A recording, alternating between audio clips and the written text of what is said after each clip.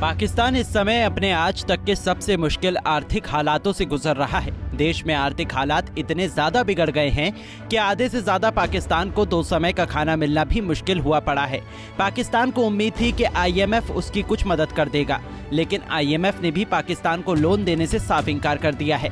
IMF से इस झटके के बाद पाकिस्तान की तेल कंपनियों ने भी शहबाज सरकार को एक और झटका दिया है। तेल कंपनियों ने पाकिस्तान के प्रधानमंत्री शहबाज शरीफ को चिट्ठी लिखकर कहा है कि ऑयल इंडस्ट्री पूरी तरह से बिखरने की कगार पर पहुंच गई है। इस समय पाकिस्तान के पास डॉलर नहीं बचे हैं, इसलिए रुपए की कीमत लगातार गिर रही है, जिसकी वजह से उद्योग पर संकट पैदा हो गया है।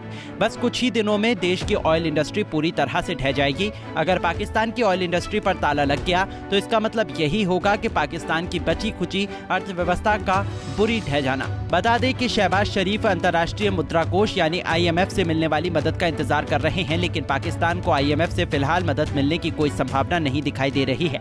IMF की मांग को पूरा करने के लिए सरकार ने डॉलर कैप को हटा दिया है, जिसके परिणाम स्वरूप इंटरबैंक मार्केट में रुपया 276.58 रुपए के ऐतिहासिक निचले स्तर तक गिर गया। पाकिस्तान के आर्थिक विशेषज्ञों का कहना है कि IMF का पैकेज थोड़े समय के लिए तो देश को राहत दे सकता है, लेकिन ये समस्या का पूर्ण हल नहीं है। IMF का पैकेज कोई रामबाण नहीं है जिससे देश की सारी समस्याएं खत्म हो जाएंगी। IMF का लोन उस ऑक्सीजन सिलेंडर की तरह है जो जब तक रहेगा तब तक पाकिस्तान की सांसें चलेंगी, लेकिन इसके हटते ही सांसें भी बंद हो जाएंगी। पाकिस्तान को अर्थव्यवस्था को ठीक करने के लिए बहुत ही मजबूत सुधार करने होंगे। SBP यानी स्टेट बैंक ऑफ पाकिस्तान के पूर्व गवर्नर रजा बाकिर ने बिगड़ती अर्थव्यवस्था को देखते हुए IMF को ही सलाह दे दी। उन्होंने कहा कि IMF जैसे वैश्विक कर्जदाताओं को उभरती अर्थव्यवस्थाओं को कर्ज के संकट से बाहर निकालने में मदद करने के लिए अपने ढांचे में सुधार करने की जरूरत है। गंभीर आर्थिक संकट झेल रहा श्रीलंका भी आर्थिक पैकेज के लिए लंबे समय तक इंतजार करता रहा। पाकिस्तान जैसे उभरते बाजारों के लिए वैश्विक निवेश का नजरिया पिछले 2 सालों में बहुत तेजी से बिगड़ा है। इसका सबसे प्रमुख कारण सरकारी कर्ज का बढ़ जाना है।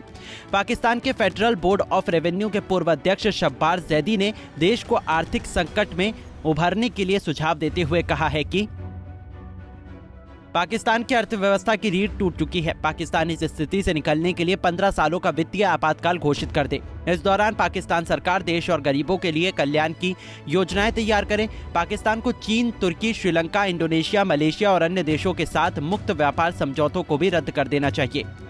बता दें कि पाकिस्तान के नीतिकारों की तरफ से कई बार सरकार से अपील की गई है कि भारत के साथ व्यापारिक रिश्तों को बहाल किया जाए, मगर सरकार ने हर बार इसे अनसुना कर दिया है। अगस्त 2022 में प्रधानमंत्री शहबाज शरीफ ने फिर दोहराया था कि जब तक भारत कश्मीर का मसला नहीं सुलझाता उसके साथ कोई बिजनेस नहीं होगा। अब ये सोचना पाकिस्तान को ही पड़ेगा कि वो देश को इस आर्थिक संकट से उभारना चाहता है या बस कश्मीर का राग ही अलापता रहेगा।